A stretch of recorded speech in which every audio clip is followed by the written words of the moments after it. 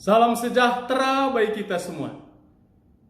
Senang boleh bertemu kembali untuk kita bersama-sama merenungkan firman Tuhan. Mari kita berdoa. Kami mohon bimbingan-Mu untuk kami mengerti firman-Mu dan melakukannya. Dalam Yesus Kristus kami berdoa. Amin. Hari ini kita akan membaca Alkitab firman Tuhan yang tertulis dalam Amsal pasal 20 ayat yang ke-14 sampai ayat yang ke-18. Firman Tuhan. Tidak baik, kata si pembeli. Tetapi begitu ia pergi, ia memuji dirinya. Sekalipun ada emas dan permata banyak, tetapi yang paling berharga ialah bibir yang berpengalaman. Ambillah pakaian orang yang menanggung orang lain, dan tahanlah dia sebagai sandera ganti orang asing. Roti hasil tipuan sedap rasanya, tetapi kemudian mulutnya penuh dengan kerikil. Rancangan terlaksana oleh pertimbangan. Sebab itu berperanglah dengan siasat. Yang berbahagialah mereka yang mendengar firman Tuhan dan merenungkannya. Tersinggung nih ya, Bapak Ibu dan saudara-saudara yang dikasihi oleh Tuhan kita Yesus Kristus. Kalau kamu bisa, aku juga bisa dong. Mau apa kamu? Kalimat itu sering memulai terjadinya pertengkaran, persoalan, perselisihan yang akhirnya semakin panjang. Dia yang memulai kok. Dia yang melakukannya kepadaku. Apa saya diam saja? Dia yang duluan. Aku hanya membalas aja. Akhirnya perang tak terhindarkan lagi. Mengapa bisa begitu? Manusia sering hidup egois, tidak mau tersinggung sedikit pun. Bila dia diperlakukan tidak baik, maka dia langsung membalasnya.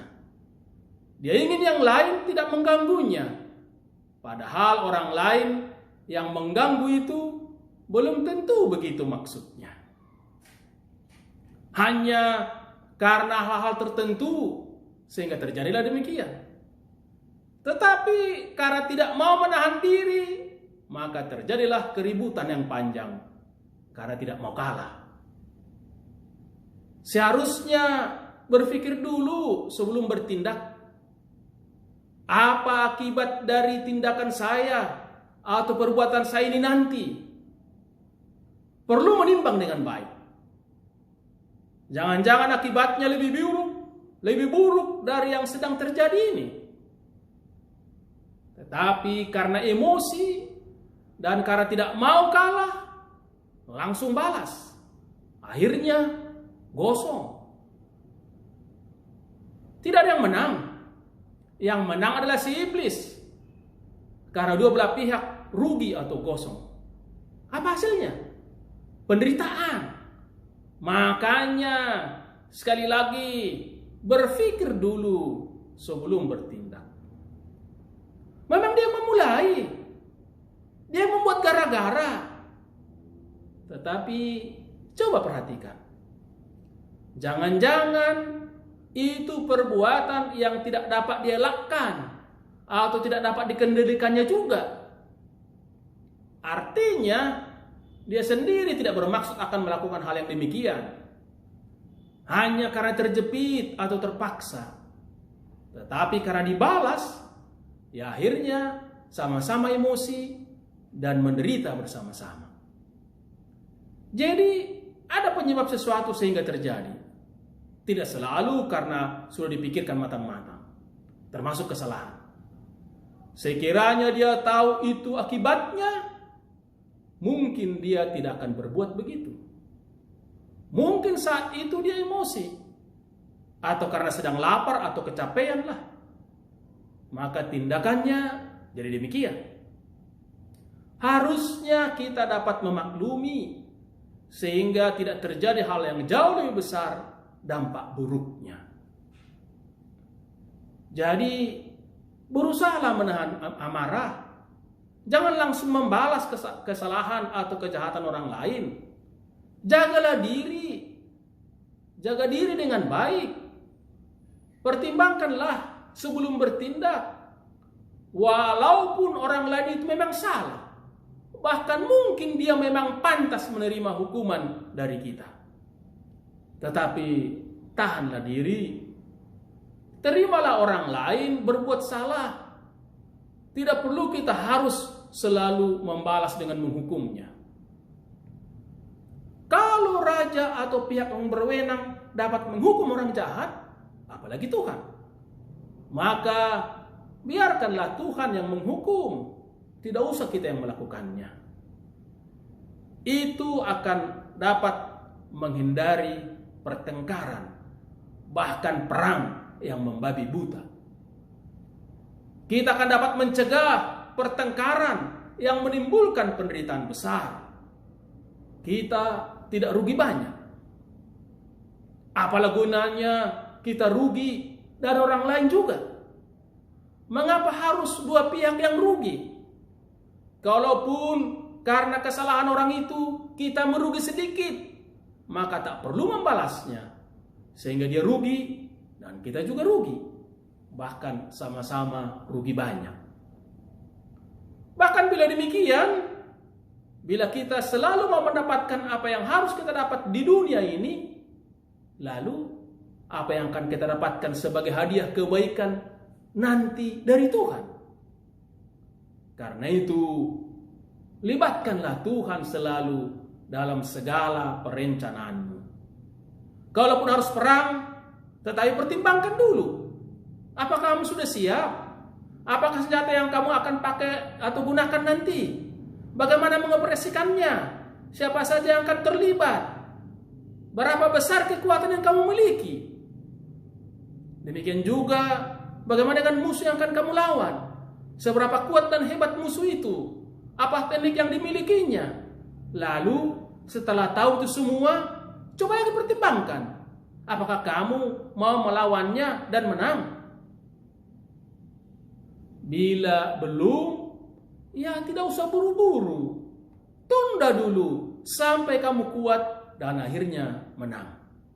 Kalau toh setelah dipertimbangkan akan kalah juga, ya untuk apa harus melawan? Untuk apa harus perang? Lebih baik berdamai agar tidak merugi banyak.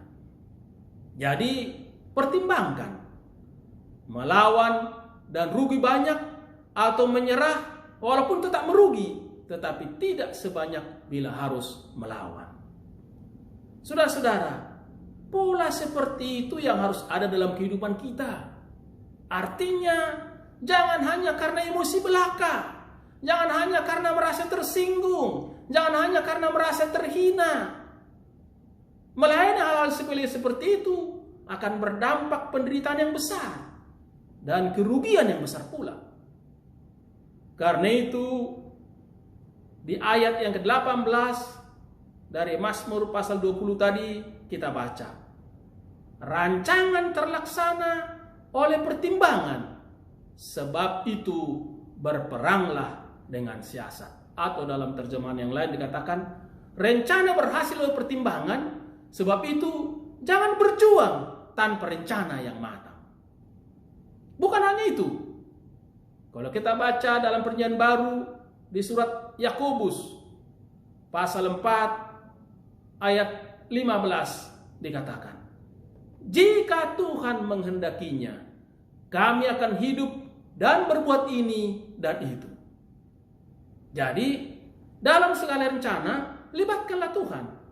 Tuhanlah yang akan membimbing kita untuk melakukan apa yang baik dan benar dalam kehidupan kita. Jangan hanya menurut perhitungan atau pertimbangan kita saja, tetapi libatkan Tuhan. Tuhan dan firman-Nya adalah pembimbing yang baik bagi kita dalam mengambil keputusan di kehidupan kita ini. Jadi, Jangan karena emosi atau karena tersinggung. Jangan karena merasa terhina atau dilecehkan, atau karena hal yang tidak disengaja. Terimalah bahwa orang lain dapat berbuat salah, seperti kita juga bisa tanpa sengaja berbuat salah kepada orang lain. Kemudian dalam segala perencanaan, apalagi hal yang sangat menentukan dalam hidup ini, maka pertimbangkan langkah-langkah yang harus ditempuh. Persiapkan dengan baik agar jangan salah melangkah. Lebih dari itu, libatkan Tuhan. Minta petunjuk Tuhan melalui firman-Nya yang dapat menuntun kita untuk tahu apa yang harus kita perbuat. Bila demikian, maka Tuhan akan menuntun kita menikmati berkat-berkat dan pemeliharaannya dalam perjalanan hidup kita. Terpujilah Tuhan. Amin. Kita berdoa. Terima kasih atas firman-Mu. Bimbing kami mengerti dan melakukannya. Kami tidak boleh melayani emosi. Kami tidak boleh hanya karena tersinggung, hanya karena merasa dilecehkan, hanya merasa dihina.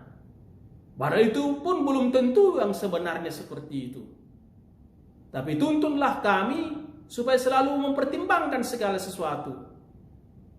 Bahkan melibatkan Tuhan dalam segala rencana dan langkah-langkah ke depan. Sehingga kami tahu apa yang harus kami lakukan dan bagaimana kami harus melangkah. Sehingga boleh juga menjadi berkat bagi yang lain, menjadi kebaikan bagi yang lain, membuat kami semua bersuka cita.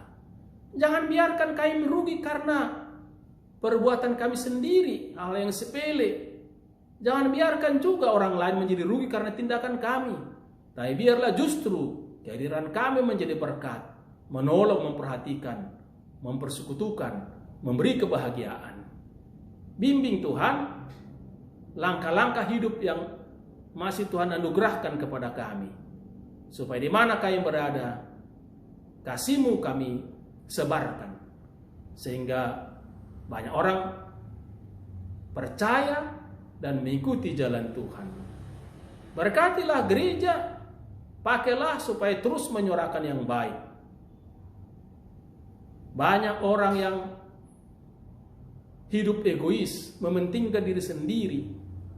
Banyak orang yang gampang emosi, meluapkan emosinya dengan tindakan-tindakan yang tanpa perhitungan panjang, supaya boleh sadar, supaya boleh kembali ke jalan yang benar, sehingga hidup rukun dan damai, sehingga hidup memikirkan kepentingan bersama. Apalagi dalam situasi COVID-19 ini, kami boleh bekerja sama, kami membangun kebaikan Tuhan. Terima kasih Tuhan. Kami berdoa untuk mereka yang sakit, Tuhan berikan pertolongan, baik yang di rumah maupun isolasi mandiri. Dan demikian juga karena persoalan-persoalan yang lain, karena dampak COVID, karena ekonomi dan hal-hal yang lain. Tuhan tolong. Kiranya Tuhan menyertai pemerintah kami untuk menjalankan tugasnya. Kami boleh bersama-sama nikmati kebaikan Tuhan. Kami sungguh prihatin dengan saudara-saudara kami yang menderita karena bencana, peristiwa-peristiwa yang terjadi yang membuat kehilangan anggota keluarga, kehilangan harta kekayaan, dan harus menderita. Tuhan tolong mereka. Terima kasih Tuhan. Lindungilah seluruh umat-Mu. Biarlah umat-Mu bersuka cita karena percaya dan mengandalkan Tuhan. Inilah doa kami dalam Yesus Kristus. Amin. Tuhan menyertai memberkati kita sekalian. Salam penuh kasih.